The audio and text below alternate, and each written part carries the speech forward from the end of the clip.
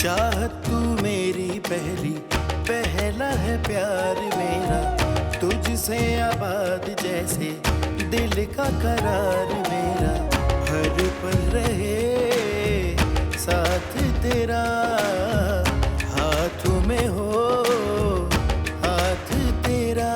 तू आशिकी मेरी कब से, मेरी इल्तिजा है यही रब से, तू ही मिले मुझे हर जगह मेरे खुदा, मेरे खुदा.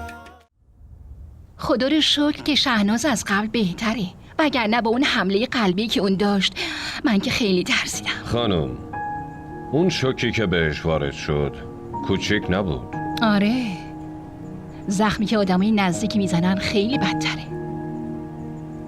شهناز برای ازدواج رافعه همه کارا رو کرده بود و آماده شده بود. کل فامیل میدونستن دخترش قرار ازدواج کنه، ولی در لحظه آخر داداشش قاطعانه گفت نه، که پسرش دختره رو دوست نداره. واسه همین من از نامزدی طولانی خوشم نمیاد. بچه‌ها نباید زیاد نامزد بمونن. همین که نامزد شدن زود ازدواج کنن. حالا ببین انشالله من ازدواج آیزا و اسکندر رو همین جوری انجام میدم. شما هم از پسرتون زود به زود خبر بگیرین. اونم خیلی وقت انگلیسه، یهویی نشنویم با یه دختر خارجی ازدواج کرده. پسر من همچین کاری نمیکنه. اگه احیانا هم از دختری خوشش بیاد اول از همه به باباش میگه. ببینم این آیزا کجاست؟ بیدار نشده؟ با همون صبحونه هم نخورد. ای بابا این چه وضعشه؟ دیشب به خاطر شهناز نگران بود. دم به دقیقه به دانیال رافعه زنگ میزد. شاید تو الان خوب باشه. پس بذار استراحت کنه. منم کم کم برم سر کار. باشه برین سمت ماشین، من کیفتون رو بیارم. بینندگان عزیز، سایه محمد تک پسر سعید احمد، مشهورترین تاجر شهر کراچی، دیشب توی سانحه توسط افراد نامعلوم بهش شلیک شده. مظنون سایه محمد رو نیمه جان در خیابون ول کرده و فرار کرده. به دلیل خونریزی زیاد سایه محمد زندگیشو از دست داد. سایه محمد روز قبل ازدواج کرده بود و در روز ولیمش به قتل رسید. بینندگان عزیز، توجه شما رو به مشروع خبرها جلب می‌کنم. سایه محمد تک پسر سعید احمد، مشهورترین تاجر شهر کراچی، دیشب توی سانحه یعنی اون تازه داماد بوده؟ مظنون سایه محمد رو خدای من در خیابون ول کرده و فرار کرده. به دلیل خدای من چی کار کردم؟ سایه محمد زندگیشو از دست داد. اگه همون موقع برده بودمش بیمارستان شاید زنده میموند. توجه شما رو به مشروع خبرها جلب. خدایا، من با وجود دکتر بودن چطور همچین اشتباه بزرگی کردم؟ آخه من چم شده بود؟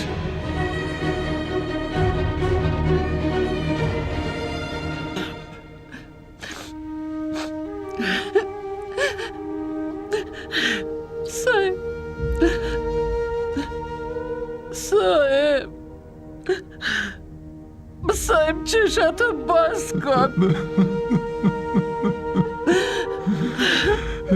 صاحب چرا چشاتو باز نمی کنی پسرم؟ نفسم داره میگیره. تو که میدونی مامانت نمیتونه بدون تو نفس بکشه. من میمیرم. صاحب چشاتو باز کن لطفا. عزیزم چشاتو باز کن. آقا چرا با هم حرف نمیزنی صاحب جان؟ التماست میکنم پسر عزیزم.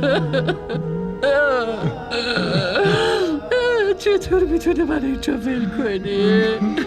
تو که نمیتونستی یه لحظه بدون مامانت بمونی، پس چرا الان رفتی؟ چرا دلت برام نسوخت؟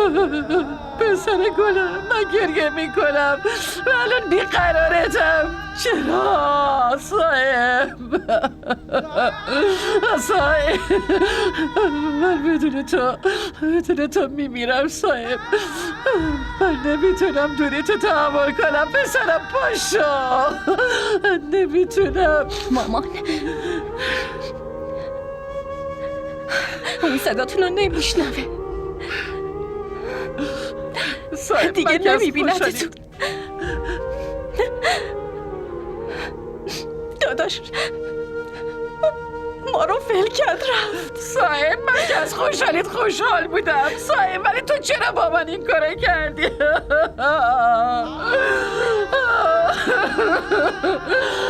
تو چرا با من این کاره کردی؟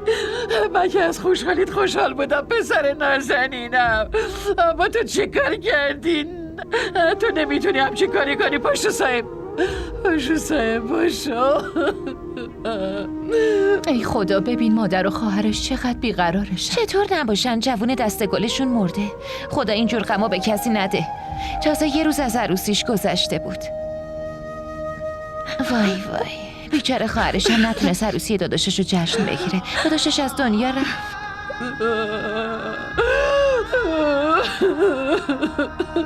عروسش کجاست؟ چرا اینجا نیست؟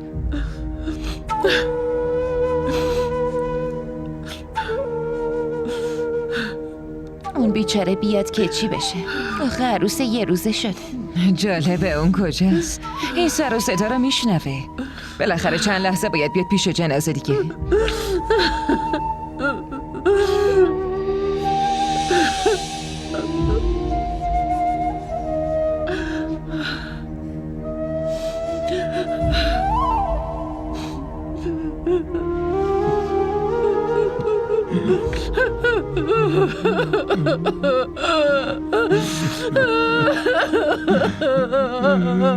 صاحب، پسر عزیزم،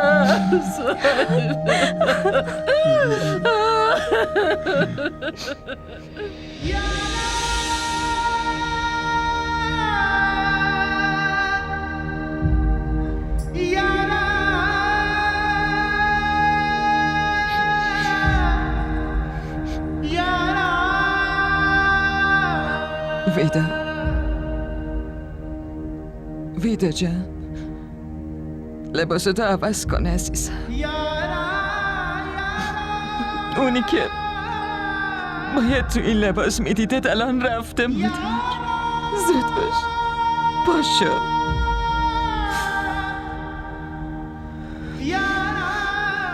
ولش کن. این عکس اینجا میمونه، اما جنازه یه سایم الان میره. آخرین بار، برای آخرین بار پاشو سایمت رو ببین مادر. من برات لباس میارم.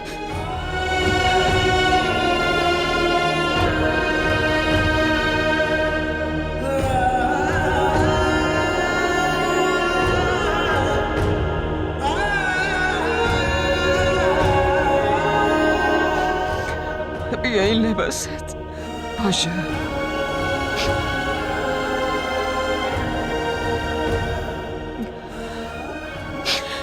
ویدا، تو دیگه یه عروس نیستی مادر. بیفه شدی، بیفه. دیگه کسی نیست که براش به خودت برسی. پاشو، زود باش. پاشو مادر، پاشو لباساتو عوض کن. پاشو، آفرین.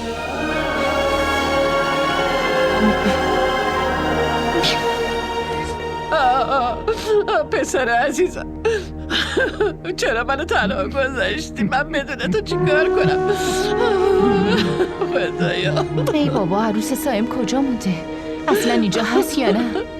مگه نفهمیدی اون بیچاره رو بدشگون دونستن و از خونه بیرون انداختنش؟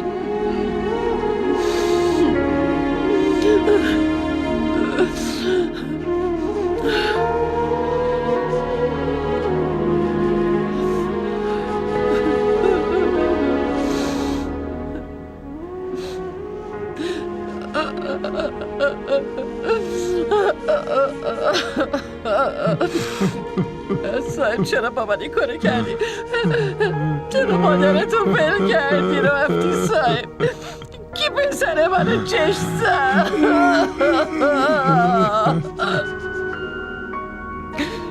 ویدا دخترم، لطفا به خودت بیا عزیزم.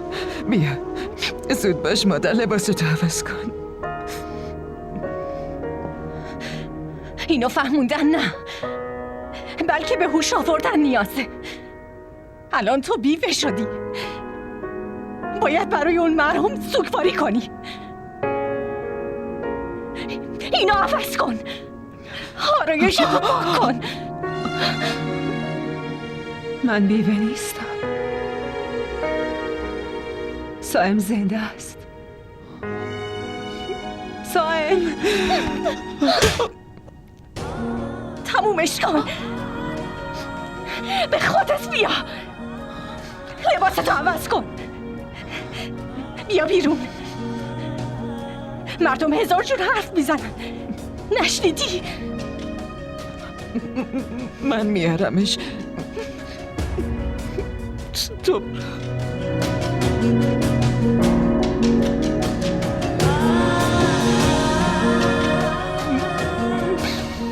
دخترم، به خودت بیا مادر، به خودت بیا.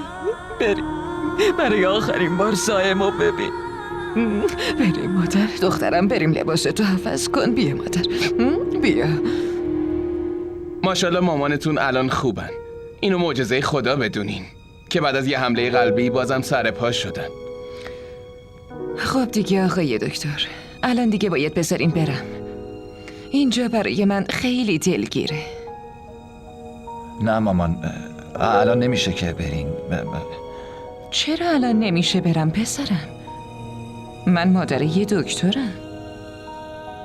تو خونم میتونی ازم مراقبت کنی. مامان من از نظر من میتونن برن.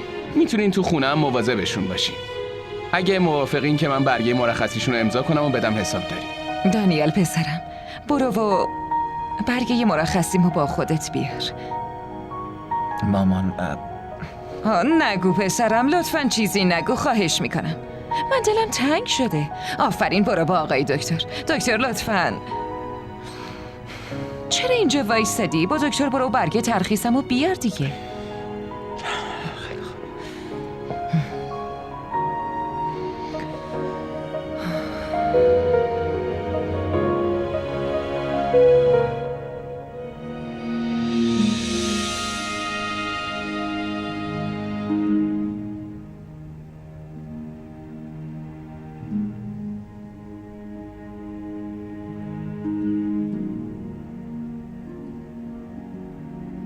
سائم، تو که گفته بودی همه گلای دنیا رو فرش قدمم میکنی.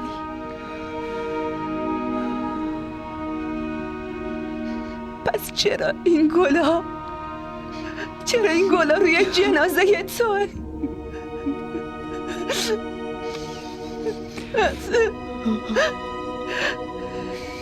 سائم لطفاً،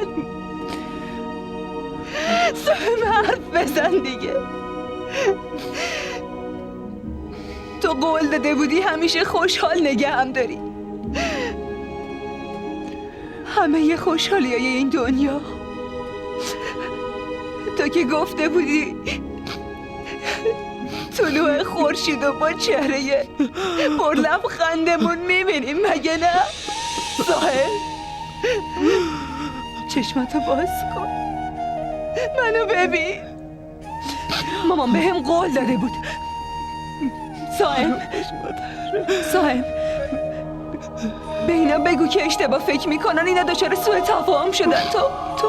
تو زنده و سالم اینجا رو نگاه کن. منو ببین. تو قول داده بودی خوشبختم میکنی. لطفاً سائم چشماتو باز کن. باشو سائم. اما باید جنازه رو ببریم.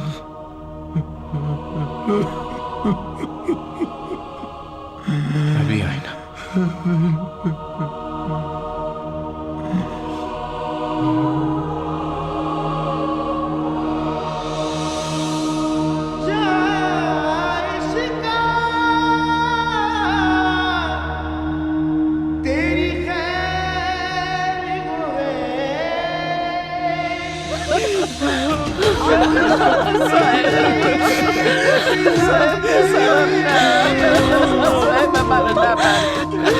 پسرمو نبرید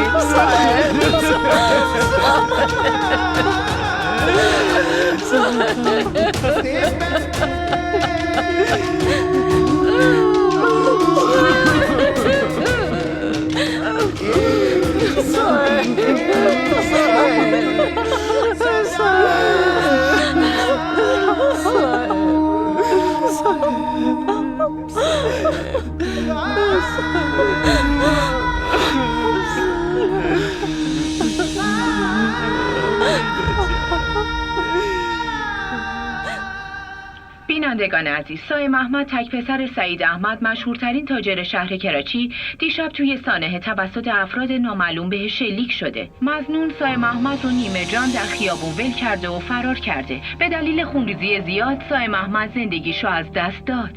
سایه محمد روز قبل ازدواج کرده بود و در روز ولیمش به قتل رسید. بینندگان عزیز، توجه شما رو به مشروع خبرها جلب می‌کنم. بینندگان عزیز، سایه محمد تک پسر سعید احمد مشهورترین تاجر شهر کراچی دیشب توی سانحه توسط افراد نامعلوم بهش شلیک شده. مظنون سایه محمد رو نیمه جان در خیابون ول کرده و فرار کرده. به دلیل خونریزی زیاد سایه محمد زندگیشو از دست داد.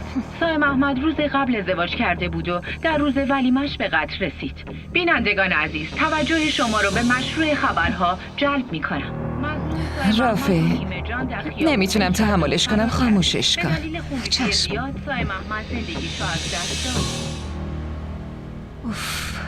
مامان تا کی؟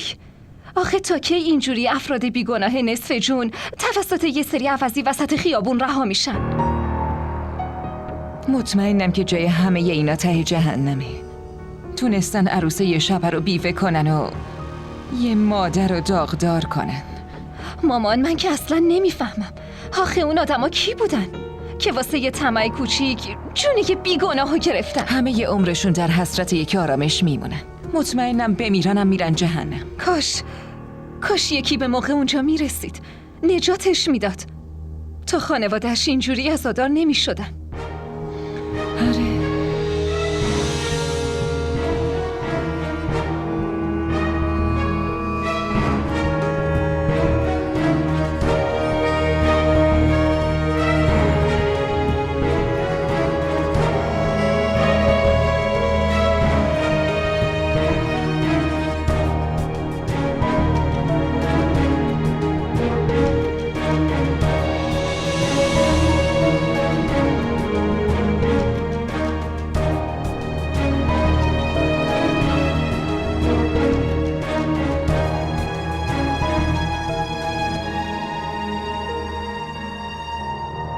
مطمئنم که جای همه اینا ته جهنمه. تونستن عروسه یه شب رو بیوه کنن و یه مادر رو داغدار کنن. همه یه عمرشون در حسرت یک آرامش میمونن. مطمئنم بمیرنم میرن جهنم.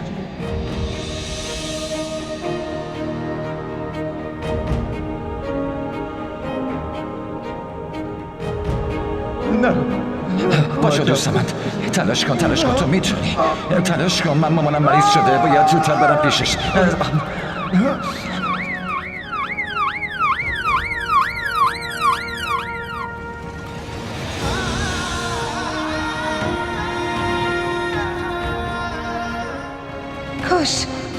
کاش یکی به موقع اونجا میرسید، نجاتش میداد، تا خانواده‌اش اینجوری عزادار نمیشدن.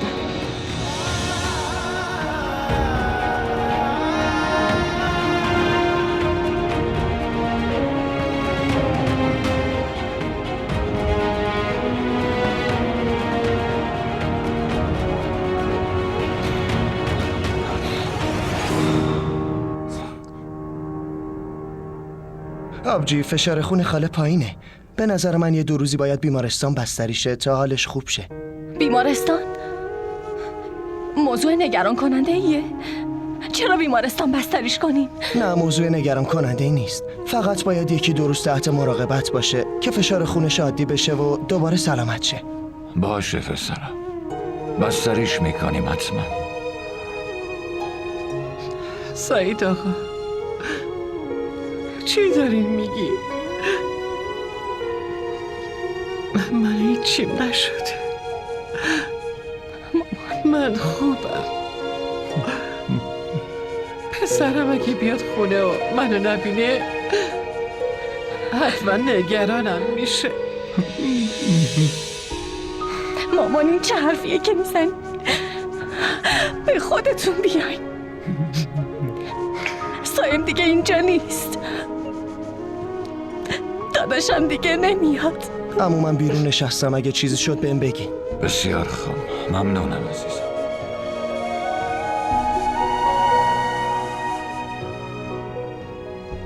فریه، تو هم برو اتاقت استراحت کن دخترم، خیلی خسته شد. آره دخترم، بیا بریم، من میبرمت. بیا. خب دارم راست میگم. سایم دیگه نمیاد. اون ما رو تنها گذاشت. دخترم، صلاح خدا این بود. ما نمیتونیم جلوی تصمیمشو بگیریم. صلاح خدا؟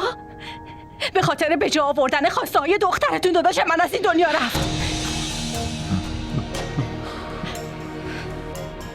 دختر شما واسه داداشم بدشگون بود. داشت شمال اون میومد. در ضمن بابا، من فراموش کردم یه چیزی رو بگم. وقتی سایم داشت باهاش حرف میزد من همش رو شنیدم. اونا به خاطر یه پلاک دعوا میکردن. سایم داشت میگفت من این پلاکو نمیدم، این پلاک همسر منه. بابا به خاطر پلاک ویدا داداشم کشته شد.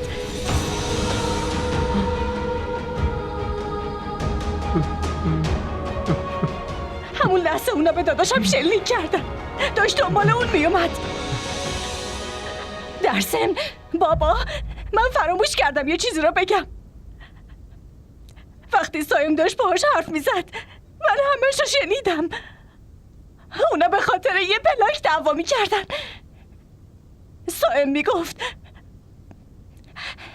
من این پلاکو نمیدم، این پلاک همسر منه. بابا به خاطر پلاک ویدا داداشم کشته شد.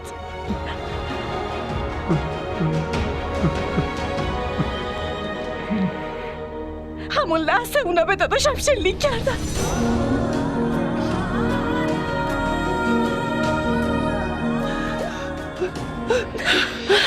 مامان! سایم عزیزم، پسر نازنینم، به خاطر ویدا پسرم پسر منو کشت. ویدا پسر منو کشت. ویدا پسر منو کشت. دستید پسر منو گرفت.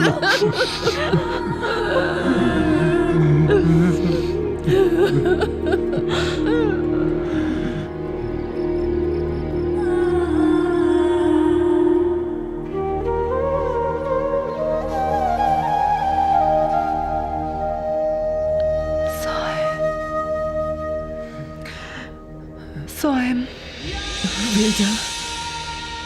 ویدا دخترم، ویدا دخترم، خوبی؟ به من نگاه کن مادر. ویدا، سایم، به من نگاه کن عزیزم. سایم اومد.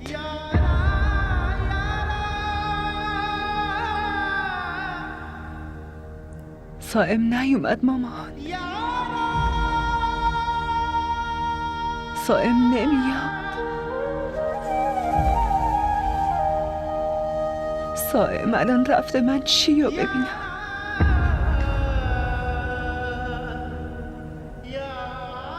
چقدر بدشانسم. نه کاش منم با سایم بودم.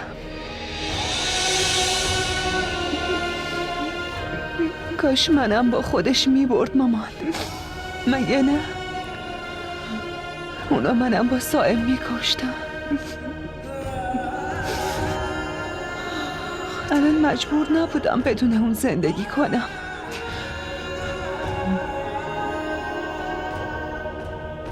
مامان سایم دیگه نمیاد. سایم دیگه نمیاد. خدا چرا انقدر زود سایمو ازم گرفت؟ من از خدا گله دارم. من با سایم قهر میکنم. با سایم حرف نمیزنم. چرا منو تنها گذاشت؟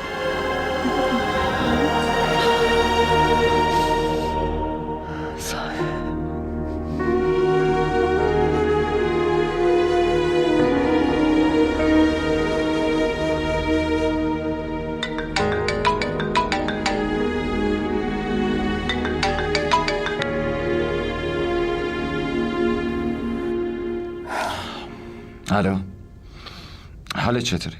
چطور میتونم باشم؟ تو نه نگرانم میشی نه به فکرمی. همیشه هم منو فراموش میکنی. خیلی خوب، آروم باش. تو که واسه دعوا زنگ زدی به من. اگه دعوا نکنم پس چی کار کنم؟ اول بگو دلیل دعوا کردن چی؟ شاید من بتونم یه راه حلی براش پیدا کنم. نگران نباش. نه خیر، من مطمئنم تو برای دعوای من هیچ راه حلی نداری. البته احتمالاً دوباره بهونه‌های الکی میاری. خیلی خوب، حالا دلیلش رو بگو. چی بگم دانیال؟ مامانم دوباره بهم هشدار داده. اونا میخوان زودتر ازدواج کنم. خودم میدونم که من بهت عشق یه طرفه دارم و الانم در این خوشخیالی با تو بودن سر میکنم. اما بازم نه اصلا اینجوری نیست. نه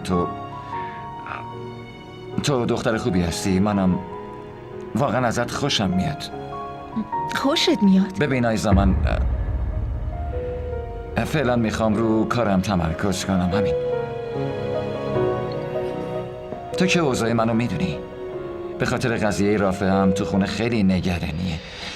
به خاطر من دیگه چرا نگرانه؟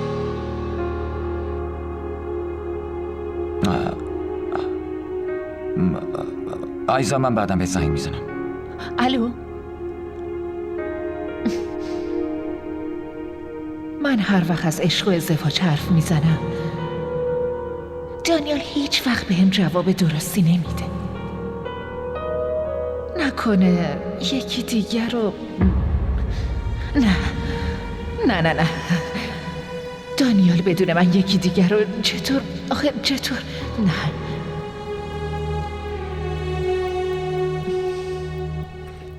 داداش، وقتی من برای خودم ناراحت نیستم شما دیگه چرا برای من ناراحت میشین؟ در مقابل سرنوشت آدما نمیتونن کاری کنن. وقتی آدما با رضایت خودشون سعی میکنن سرنوشت یکی دیگر رو عوض کنن، پس رضایت خدا شامل حالش نمیشه. من از اولشم با این وصلت مخالف بودم، اما نتونستم جلوی مامانو بگیرم. اون فقط به برادر و برادرزادش اعتماد داشت. داداش، مامان خوبی منو میخواست، ولی از کجا میدونست که تقدیر من بده؟ تو چت شده رافعه؟ اشتباه مامانو چرا به تقدیرت رفت میدی؟ اون میدونست که برادرزادش چجوریه و چه عادتایی داره. میدونست چه مدلیه. داداش، شما چرا هر بار مامانو مقصر میدونین؟ هرچی میخواست بشه شد. منظورت چیه؟ اینجوری نامزدیت یهویی به هم میخوره. به خاطرش کار مامان به بیمارستان میکشه، میفهمی؟ تو هنوزم میگی که هرچی میخواست بشه؟ من خودم با دایی حرف میزنم. داداش، شما این کارو نمیکنین. نمیفهمم برای چی؟ وقتای دیگه واسه یه مسئله کوچیک تو این خانواده قشقرق به پا میشه. من نمیدونم چرا تو این مسئله همه سکوت کردن. آخه خیلی برام جالبه حتی عیادت مامانم نیومدن. داداش، محض رضای خدا شما دیگه این مسئله رو اینقدر کشش ندین. نه شما با دایی حرف میزنین و نه با هیچ بزرگی از فامیل صحبت میکنین. من اصلا از به هم خوردن این نامزدی ناراحت نیستم. خوب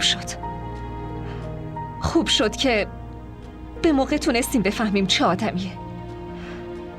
اگه بعد از ازدواج میفهمیدیم و اون ولم میکرد، شما بگین اون وقت چی کار میکردیم؟ داداش، مامان از اولش هم خیلی ناراحته. ما باید حواسمون بهش باشه. لطفاً.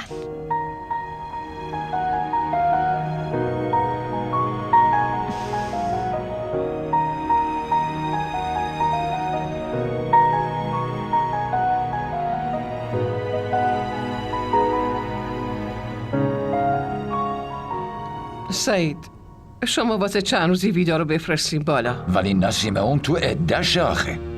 عده رو میتونه تو خونه خودش هم باشه. الان زخم من تازه است سعید. وقتی میبینمش پسرم به یادم میاد. دلم خون گریه میکنه. اون بیچاره کجا جلوی چشم تو میاد آخه؟ روز و شب تو اتاق خودشه، زندونی شده. اونجا اتاق اون نیست. اون اتاق صاحب منه. پس وقتی صاحب من تو این دنیا نیست، چرا یکی دیگه باید تو اتاقش باشه؟ ببین نسیم، اون بیوه صاحب است. اونه که در اوج جوانی این مصیبت سرش اومده. ببین مگه چند روز از زندگی مشترکشون گذشته؟ فقط یک روز. همون یک روز نحسیش زندگی پسرمو گرفت. اون زهر یک روز جون پسر منو گرفت. من نمیتونم اونو تو خونم تحملش کنم. از وجود اون من بوی خون پسرمو حس میکنم سعید آقا. عشق این دختر قاتل پسر من شده. محض رضای خدا اونو بفرست، وگرنه من خودم میرم حرف میزنم. یه لحظه صبر کن نسیمه، عجله نکن. بذار یه خورده فکر کنم. ببین اون برادرزاده منه آخه. روابط خونی رو نمیشه یهویی از بین برد زن.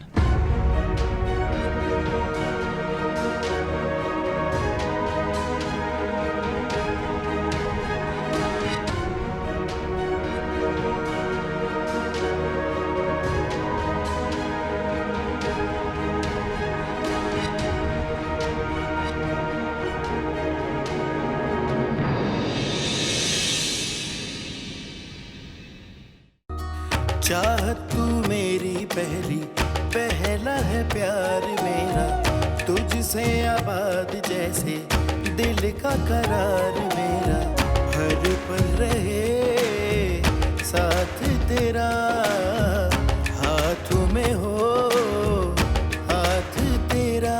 तू आशिकी मेरी कब से, मेरी इल्तिजा है यही रब से, तू ही मिले मुझे हर जगह।